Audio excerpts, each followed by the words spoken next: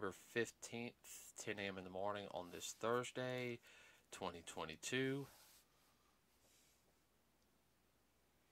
10 days till Christmas. Yeah. The fat man cometh. Yeah, the fat man be coming. One fat man coming, and the tub of lard fat man getting ready to wake up from its slumber. Yeah. Tax man. Yeah. That's why I call the tub of lard man. Yeah. Okay, everybody. So, as you know, last week we did a part 1 when we talked about pretty much Wakanda Forever, you know, just going through like scene from scene in the film. So we're going to do part 2 and finish up the film today. Which I would have to say part 2 where it really starts picking up more.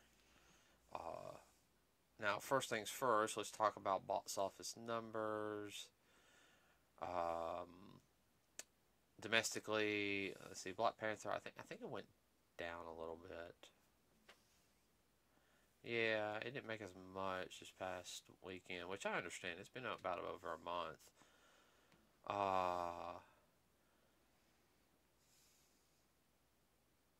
But you also got to think the World Cup's been going on. That hurt it a little bit. I know that sounds weird, but certain parts in the world, that World Cup is more important than anything. Man, that makes a Super Bowl look like a sunlight ball game. Yeah, well, especially in your Latino countries, World Cup is. And over in Europe. That's the biggest sporting event anticipated by the whole world. Okay, everybody. Domestically, Black Panther: Wakanda Forever has made $410,848,933. Internationally, $359,071,286 for a grand total of $769,920,219. I didn't think it would make. I think it might reach 800. I don't think it's going to reach a bill, especially with Avatar coming out this week, which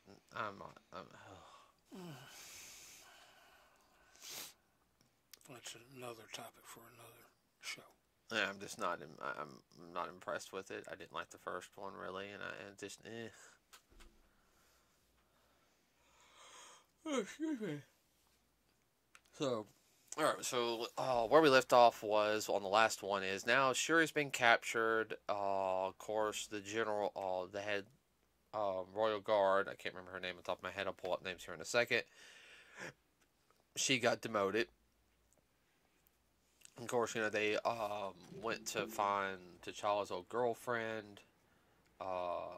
Everyone, that's the heat. So, I'm pulling up cast right now.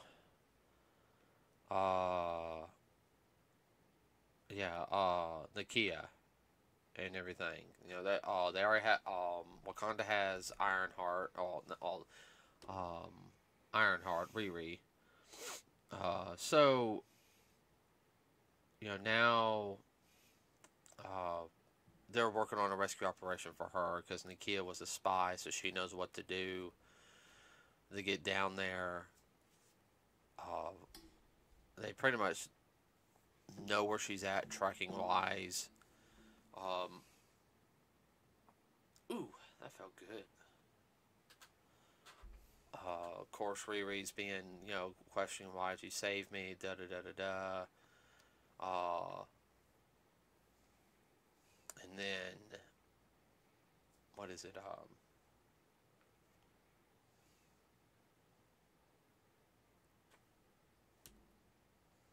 Brain fart. Namor. No, because no. Riri is not in Wakanda yet. That's right. She was captured with Shuri. That's right. You okay? Yeah. I'm trying to remember. Yeah. But that whole scene under the cave right there was kind of, I was like, okay, they're going to go in under the cave. Namor does talk to Shuri how he wants an alliance, but he's also like, we'll make the surface world pretty much bow to our knees, is kind of what I got the feeling in that whole scene. Yeah, well, we're going to come back and we're going to take over. Well, Namor kind of got like that in the comics too, even when he was first introduced. Yeah. Not so much in the early years. Yeah, he did take some people off, but definitely when he started going against the Fantastic Four, there's many times Rita was kind of like, "Why are you doing this?" You know. He definitely has a bad taste in his mouth for the land people. Yeah, and he explains to Shuri his origin. States he's pretty much around 500 years old. Yeah, well, he was born and raised a land dweller. Yeah, and he sits there and says when the Spaniards brought smallpox over, amongst other things. Yeah, it was killing their people. So basically, they took which was a seaweed, which had remnants of vibranium in it, where in Wakanda it was a flower, okay? Yeah. And how they pretty much did the same process of, smashing it up and everything for the people to take it. And said his mother was pregnant at the time and she was worried. And that was like how they gave her a little charm of vibranium, Yeah. made out of the metal, so this will protect you because I think they were more of Mayan culture. Yeah. Well, they were descendants of Mayan. Right, and they took, of course, when they took it, what happened? They realized we can't breathe on land, and instinctively they went to water, and it's funny is because when they're on land, they're blue, but when they're underwater, they're normal skin color. You didn't notice that? Yeah, I noticed that. It just hit me as funny. And of course, Namor was, born underwater, but not only could he breathe, normally, but he was able to breathe on land, and he had winged feet. And he sat there and called himself a mutant, which is the first time we've heard the word mutant in the MCU. Used. Yeah. Yeah, so you have lungs and gills. Uh-huh. So, of course, after his mother passed away, he went up onto land to bury her because that's where she wanted to be buried. I was born on land, I like to be buried on land. And he noticed that he was aging slower than most people. So he brought it over to land, and, this is probably about 50, 60 years, this is probably, at least a good 40 years later or so. And when they saw Namor, he saw what was happening. Of course, they tried something, and he just basically said, "Kill them all." And that's where he got his name, Namor. One who cannot. I think he said was one who cannot love, or one who is not loved. It's like a monster terminology. I could be wrong. I can't remember exactly that part of the film 100%, but that's where he started his hate for the humans, or the normal as land dwellers. For the land dwellers. Yeah, well, by taking that seaweed substance to it and enchants them, not only their ability to breathe underwater, but physically they're a lot stronger. Yeah. A lot stronger than a normal land dweller. Uh-huh.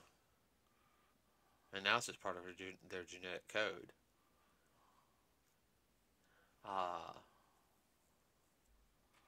It reminds me a little bit of a natural way of becoming a super soldier. Yeah. Yeah. taking that substance. Mm-hmm. Now, the biggest thing though that what I see on this part of the film is he's trying to convince Shuri, and she's still mourning on what happened with her brother, but she's also starting to get a bigger view of things, slowly but surely. Uh, she wanted. At this point, I think she really did want peace. What about you? Definitely. And of course, Nakia was already starting to find them. You know, Yeah. was already working on that, and yeah. Shuri goes underwater. You know, basically, well, I'd like to see your city and everything, and dark humor joke. Well, if I take you down there, you'll be crushed and everything to smithereens because from the pressure and everything. She just had that look like, I can give you one of the scuba diving suits. We got a couple of those. Yeah. Now I have to admit that was kind of funny because I mean the way his attitude just changed. Like Yeah, I forgot. No, I don't think it was doing. I think it was just pulling her leg. Yeah. Kind of dark sense of humor that I like. Of course, she goes underwater and sees the city, and she sees how pretty much the whole point of this portion was saying that yeah they live underwater but they're still human, just another Variant. yeah a variant of us. She's seeing how we were like, how they had cities, how they had children, Basically, another race of humans. Mm-hmm. Uh, she saw how beautiful it was, and she said, "No, I understand, but I need to go see my people." Of course, what's his name? The Queen had um, a shell to contact Namor. Yeah. Communication device. Mm-hmm. So she does that to call for him. And of course, he realizes he's being summoned. He comes up to the surface, and she says, "I want my daughter back," using it as a distraction to rescue Shuri and Riri, which goes successful. But unfortunately, in the term, I don't think they really. I think they got a little too overconfident right there. Yeah. It's over, da da da da da, and everything. It went our way. We won the battle and the war. That's what I kind of felt. It was too relaxed, where it was like, we'll keep the guard stations up and everything, and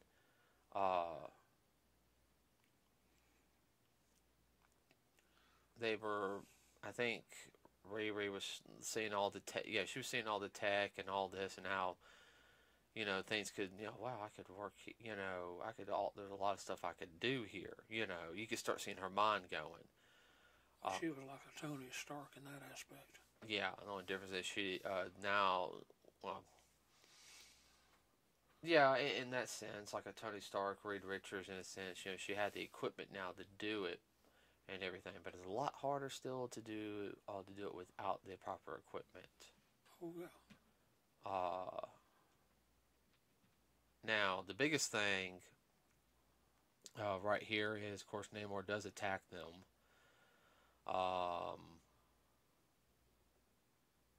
Some people did die because they water. They used water to their advantage, flood the city. Bust the levee.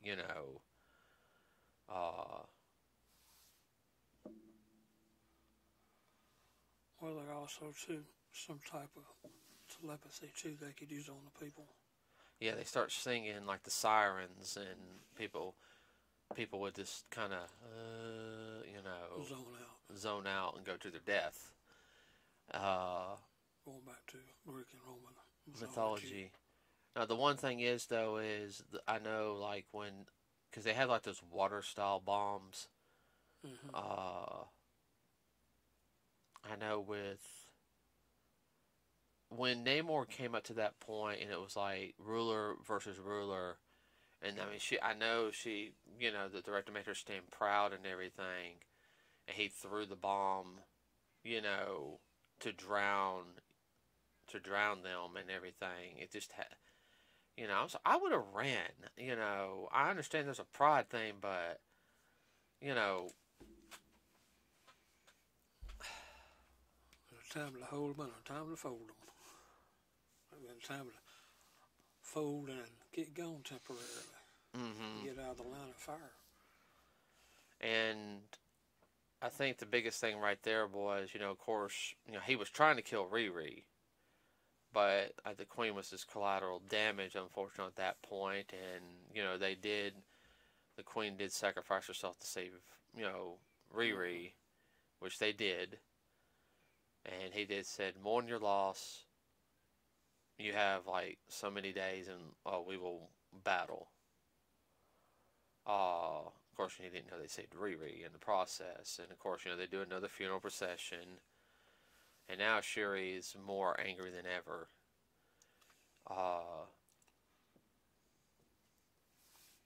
Well, now that her mother is gone, she's next in line. And they're asking her for her opinion, and she's in not the right state of mind. The council's was not helping. No, they weren't. It was the old political thing. Hey, now that the head person's out of the way, now we can start maneuvering. That's what crap. Well, like M'Baku sat there and said we can house shelter for women and children, Yeah. up in my area, Yeah. where my tribe stays. Yeah. He said we need. He's only a level-headed one, really. Yeah. No. He's and that thinking over the people. It's like well, Wakanda's fallen. He sat there and be like, he's just like, look, save the people. We can get out the women and children and the old folks, and then we'll deal with it. Well, the whole thing is though, if Namor and everything they got up there, it would. Namor will be the only really major issue up there because with it being cold, you would. They'd have a hard time handling that. See, that's what my thought is like. Don't fight on their turn. Make them come to you. This place is cold. Make them, Use that to your advantage. I know it wasn't what the director wanted. No. Well, it was definitely +2 to +4 advantage being in the cold. Mm-hmm. Well, of course, Shuri did take the seaweed or whatever at this point, which was smart in the film. Yeah. With the help of Nakia, because Nakia was there on some things, encouraging her. Hey, you need to. Wait for you to step it up. Right, and of course, they used that because it was a similar genetic code to the flower, and she was able to replicate the flower. Yeah. Of course, she did the whole thing as before, but instead of being like covered in like the white sand, she was like on the table. No, I need to if I flatline, which was smart. If I flatline, because all the counts and everything were in M'Baku's place, and of course when she takes it, she doesn't see her brother, she doesn't see her mother, she doesn't see the lands, she sees the throne room. Yeah. And then she sees her cousin. Ooh, well, that's a whole different dynamic. Well, he sat there and said, you're like me. You want to burn everything. Yeah, destroy it. Uh-huh. I did what was necessary. Now you have to. Your brother was ideological and everything. You're not. You think realistically. You know what has to be done. And of course, when she woke up, she didn't tell anybody she saw Killmonger. No. She she was mad it didn't work and everything because she doesn't believe in the afterlife. She believes when you die, you die. And it's like, yeah, she was having issues with that, coming to terms with it.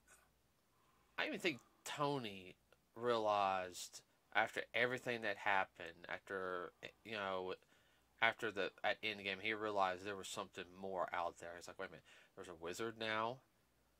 There's these stones, Yeah.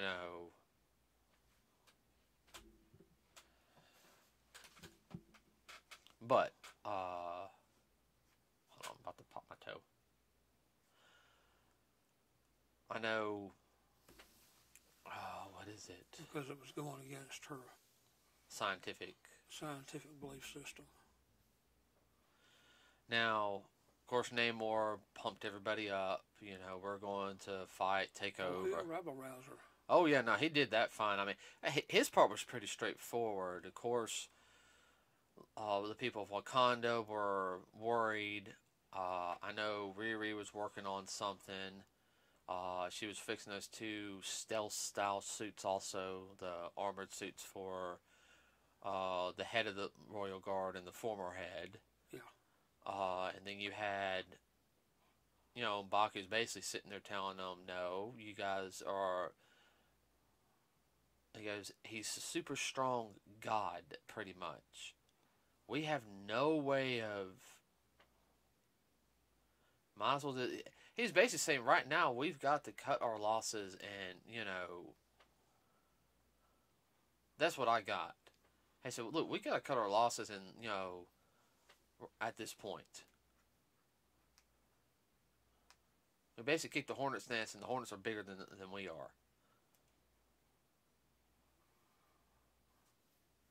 Well, it was kind of like it was a fight to a standstill. We were able to break it off. Right. And of course, right then and there, Shuri comes down as the new Black Panther, which everyone gets rabble rousing. We can win now, and all this other stuff. And she basically sits there and is like, she riles up, we're going to take them, we're going to show them not to mess with them, we're going to, We're the big dog. We're going to wipe them out off the face of the earth, pretty much. That's the attitude I kind of got. Yeah, and she found out real quick that wasn't going to work. Well, like what M'Baku said. He sat there and said, I need to talk to you. Yeah. He sat there and said, you're not thinking... Basically, at this point in the film, everybody, he's saying, you're not thinking straight. You're thinking... He goes, and I understand... he was saying, I understand you're angry. Yeah. But you're not thinking clearly. And, of course, he said, what's it matter to you? Because I respected your brother, and I made a promise to him. What are you looking at? To be counsel to you and to protect you. She was on a berserker mode. Mm-hmm. Now, pretty much everybody, the next part of the film is nothing but an action scene where they pretty much, at this point, I guess they're on a ship. They fake out Namor with another vibranium detector, and they go out and it's like, gotcha. Yeah, I had one made up and all to lure him out. Right, and of course, it worked. It worked. Of course, they capture Namor, and they realize he has a weakness to dehydrate him, and they start doing that. She's trying to take him off and dehydrate him. Of course, I'm not trying to... She wasn't just going to dehydrate him. She was going to make him feel weak and then kill him. Bring him to his knees and make him suffer. Oh, yeah.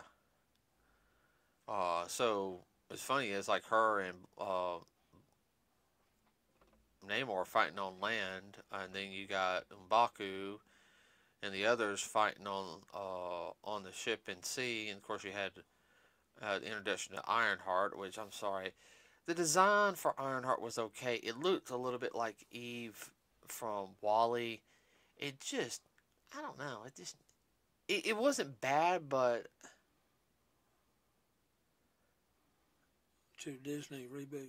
two Disney reboots. Yeah, I'm sorry. I wonder if you caught that. Uh huh.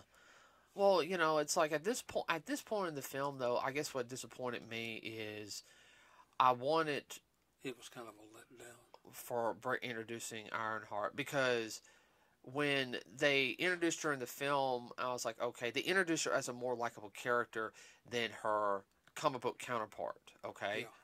I don't have a problem with that. Everybody, her comic book counterpart, I hate because she had an attitude. This one was this iteration of the character was more relatable, more likable. I was like, okay, and everything. I thought she would have done more and everything. It felt a little bit of a letdown to have her there. Like I understand her point of wanting to come and fight because the queen saved her. She felt like she owed a debt, which that's fine. I wish they sat there and said, "Well, you don't have to fight. You're not, no, it's my fault that the queen is dead. She saved me. Y'all try to rescue me from them. If I don't fight them and show them and and everything, they'll keep coming after me, and I'll keep being a scared little girl." Amongst other things. Right, but that also been a Well, good. she felt like, yeah. And she goes, but that also been a good encouraged thing. I have to quit running. You have to show that I stand up for something and I'm stand with y'all Right. against them. Since your mother, the queen, stood by me, it's only right that I stand with you. Right. Right. I think that would have been an important message at that Yeah. point, and I felt like they missed out. Because it'd be even better if she saw it through what M'Baku sit there and said. I respected your brother. I'm going to give you counsel, and I feel like that scene they could have probably went a little bit more with that scene. Between Shuri and him, I think it would have been better if they argued a little bit. Like, I mean, her really getting mad and everything, and sit there and say, "Your brother beat me fair and square. Yeah. He accepted my try. When he needed help, he asked for help and everything, and we helped y'all. And to sit there and be like, he goes in the time past, blah blah blah blah blah, and everything, and that would have helped encourage Riri to, no, I need to stand by y'all, because y'all saved me. I'd be dead." Yeah. Like I said, I feel like right there it could have been done a little bit better. Almost like they were rushing it through. Yeah, I felt that's what I did feel like at the ending. I felt like the fighting at the ending was a little rushed, in a sense, and Maybe they're gonna bring some of that up in the next film. right now, I mean, what they showed was fine. Yeah. And what I also mean by that is there was a couple little cutaways that they did on the fight. When it comes to fighting action scenes, I hate when they do like quick cuts. I really do on things. Most of the fights was. Are you talking about the chop and drop? Well, it wasn't that bad. Okay. No. But it flowed better. No, it did flow better. The fight between Shuri, the big group fight scene was okay. That's why I said I should sit there and say it wasn't as good as the one-on-one fight scene between Shuri and Namor. Mm-hmm. Back and forth, back and forth. Her using her agility. Of course, he's stronger, and she took out one of his wings. Of course, it will heal, but even he was like, she took it. Ow. Oh, that hurt me. I'm sorry. I had that. Ooh. Crap. Ripping off Oh, I know. Oh. But at this point in the film, everybody, I mean, she sets him up. She gets stabbed. Because, the armor's not I mean, you can stab the armor. He has a vibranium staff, so yeah. She's definitely fighting with anger. I think at this point in the film, uh, That's why I said berserker. right. Well, I mean, it was really good how she got him kind of in front of the engines, and then she put her armor on. And of course, she crossed her arms, said "Wakanda Forever," and it kind of charred his back a little bit. Uh, of course, it still knocked her down. I mean, it still hurt her because you got the heat. The heat. She's probably still feeling a little bit through her nano suit and the shock from it. Mm-hmm. Trauma. Thank you. I think it was really nice though that when she was going to kill him, her mother, it was the reminiscence of like she could hear the kind of the waves of the ocean, and then Bassitter said it felt like your brother was next to me, and she saw a vision of her mom saying, "Shuri, show him there's another way." Mm-hmm. And right then and there, the whole thing of did she kill him or not? Now, personally, everybody, I would have been pissed off if she killed him. I'm like, you just introduced one of the biggest characters in Marvel history, and you just fucking killed him. I would have had to come apart. I would have had to come apart. So, of course she didn't die. She tells him, Wakanda will protect you. You protect us. We work together. No more fighting. And, of course, that's the whole thing. They stop the fighting and everything. Of course, he thought he had an upper hand. Later on, yeah, he was talking to his cousin. That was his cousin, by the way, that he was talking to. It's like, well, now they're going, if something happens to us, Wakanda will come help us. Because they feel obligated to help us. So now we can stir up crap. Uh-huh. Blame somebody else. You got that feeling too? Oh, yeah. Typical little dictator type. Well, he's been around for 500 years. Yeah. Learn from some of the best. Now, after that, everybody, it was kind of pretty straightforward. People are healing up. Riri goes back to college. You can't get the Ironheart suit.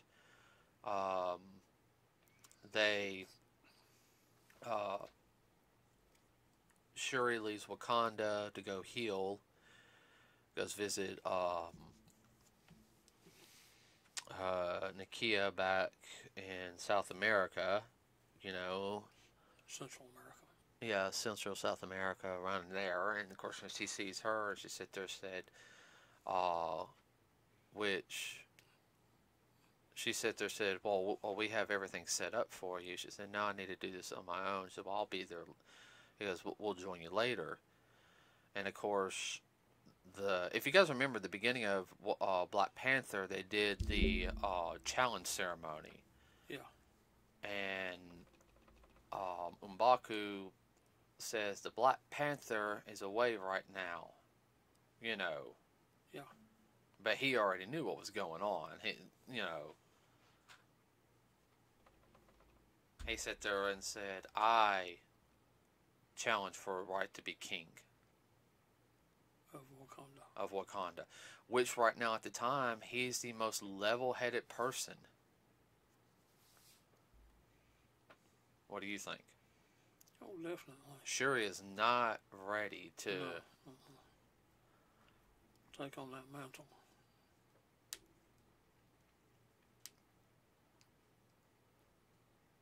Ooh.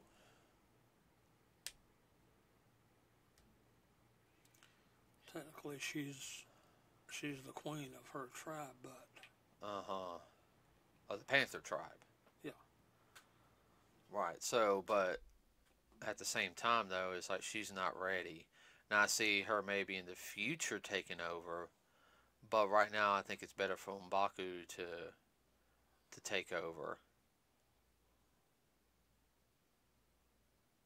because he thinks it's a level head, unlike some other people. Now, also in this film, and I haven't talked about it, Agent Ross and his ex-wife Valentina. She talks about how she wants. She says, "Oh, I know. I've known all along. You've been playing into my hands. I knew about you picking up the beads, talking to them, and everything. You're conspiring against the United States of America. No, I'm not. I'm doing the right thing. You know, basically, I'm loyal to my country, but these people and everything. You want every piece of vibranium. Yes, I dream of a world where we have every piece of vibranium. You know." She's one of those. Oh, yeah. She showed her real colors right there. Ow. Sorry. Of course, he gets arrested, and then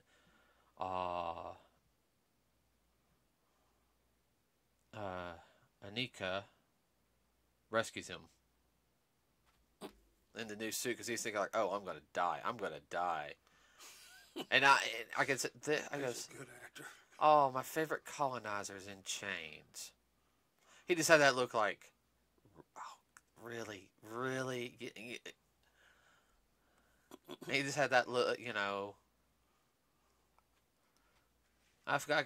I kind of got a feeling those two just had that weird special friendship. Would you quit calling me, you know, that? Yeah. And she was in a suit that they've never seen, so, you know. He probably has safe passage to Wakanda. Because, you know, he was helping out the queen and everything. You know, it's like, look, I can't do, you know. Things I can and can't do, I do what I can. So I know where y'all are coming from. And then, of course, the film ends, everybody, with her burning her white robes and her starting to cry. You know, which is a very symbolic reasoning that she's finally accepted the death of her brother. She's, you know, moving on, not forgetting, but moving on from the grief section. So she does cry. So, you know, it's kind of like the end. And so, big spoiler alert, everybody, is at the mid cut scene, which is really, really important. She's joined by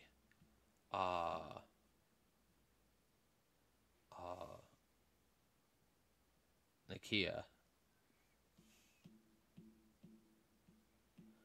and she tells her, you know, basically,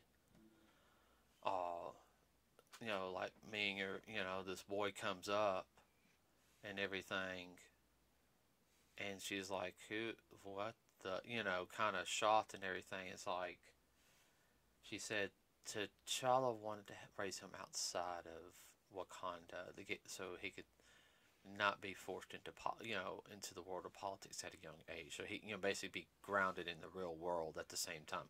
T'Challa was already thinking ahead. Mm-hmm. You be a good ruler of Wakanda, but you need to live outside before you get a well-rounded education of the world. And want to keep it a secret. Yeah. Not be raised in a bubble, live in a bubble. Uh-huh. Learn what's outside the bubble before you come into it. And nobody knew either. Said that anybody know? She did know that was his blood sister, and she was shocked. So this is your auntie. And then, you know, of course, it ended where he said, you know, so tell him your name. I am Prince T'Challa, son of King T'Challa of Wakanda, and everything. So for Shuri and everything at this point is, I lost my brother, but now I know he had a son. I have a nephew. Mm-hmm. The whole thing goes back to the whole thing of, you know, he's not really dead. One, he's still around spiritually, but there's a piece of him still. Mm-hmm. The film overall, in my opinion, at this point was good. There are certain parts I know some people won't like it because it's too slow. I think that will woke her up too, and that there's something beyond just living and dying. That's what a lot of people think. A lot of people think you live, you die, that's it. I feel sorry for them. I know. I have a couple coworkers like that. Said the point of life is to realize that death is inevitable. That once you die, everything's meaningless. This is kind of like how the. What's so meaningless then? Unfortunately, that's what a lot of the younger generation thinks. Oh, I know. But that's a topic for another day. I know. So, overall, everybody, get a chance to go see the film. Go see it. It is a long film.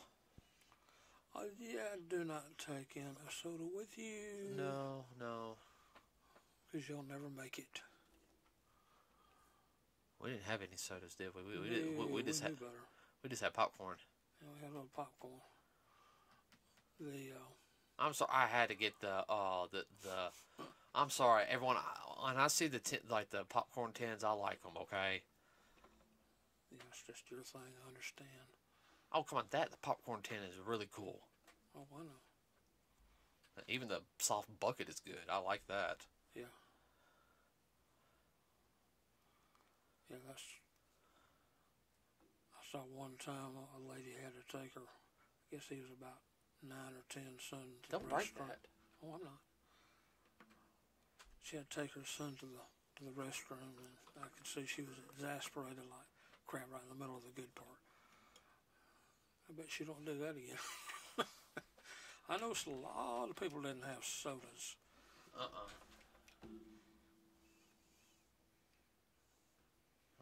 Actually, they could almost have a break in that movie. I used to do that once upon a time. I have like a 10-minute break. I don't think they do it now because the movies are so long, and you would technically have to stop the machine and stopping it and restarting it takes a while. Well, I don't know how they do it now, but back in the day, they did it between one projector and the next projector. They all have it on one projector now. Oh, I know.